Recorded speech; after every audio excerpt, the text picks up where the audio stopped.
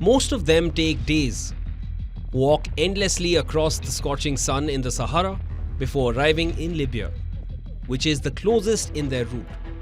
These migrants are fleeing Tunisia and are headed to Europe. Libyan coast guards are deployed at the uninhabited area near Al-Asa to assist them. This group of migrants is stranded for about a month in Libya and is suffering food and water shortages. We were arrested by the Tunisian government in the city of Sfax and transferred to Libyan territory. Now, we are exposed to the worst kind of human suffering. Cold, misery, heat and rain, suffering here for about 4 weeks. Governments, regional and international organizations must find a humane solution for us. An emergency solution, whether from the Tunisian government or from any international or local organizations. A solution is super necessary.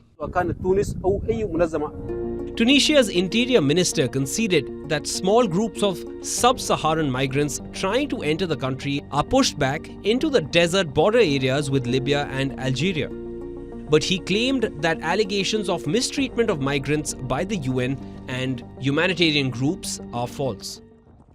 However, situation on the ground tells a different story. Peto, a migrant from Cameroon, looks at pictures on his phone in trauma. They show him with his wife and daughter, all having carefree smiles before their death.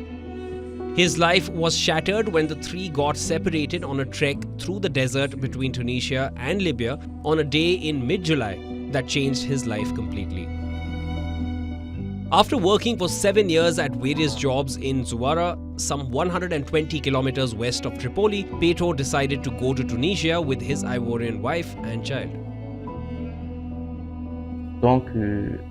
After several attempts to cross, without success of course, we tried to go to Tunisia to enroll the child in a school. Because since she was born until her death, she has never been to school. So that's the reason we went to Tunisia.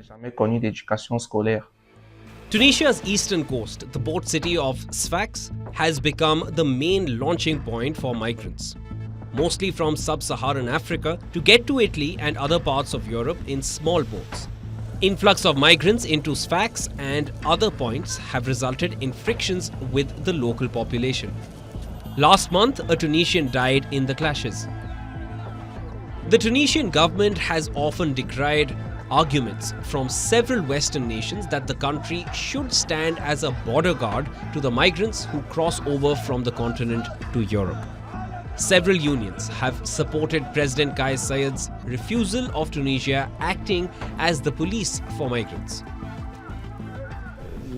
The West must understand that we are not its border guards. They colonized Africa and the other countries for many years. It is about time to implement real development in these countries so people can live in dignity and prosperity in their countries.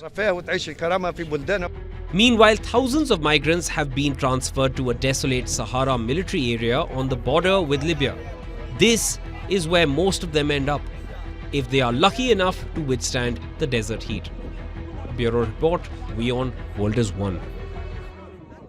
WION is now available in your country. Download the app now and get all the news on the move.